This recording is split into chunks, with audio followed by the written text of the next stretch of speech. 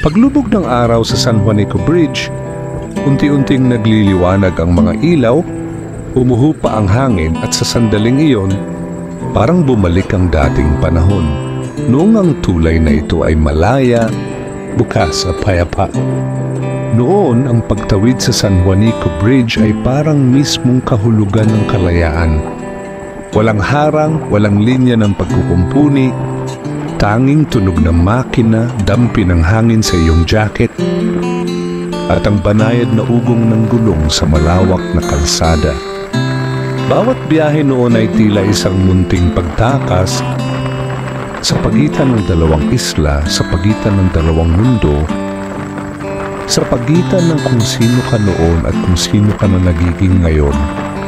Ngayon, inayos ang tulay.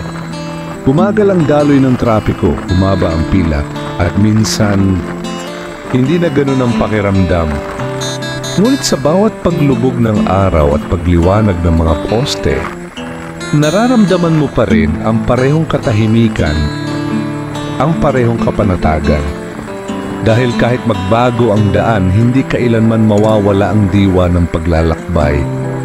Nananatiling nakatayo ang San Juanico, saksi sa ating mga paglalakbay, mga alaala, at sa tahimik na kalayaang patuloy nating hinahabol sa bawat pagandar ng ating makina.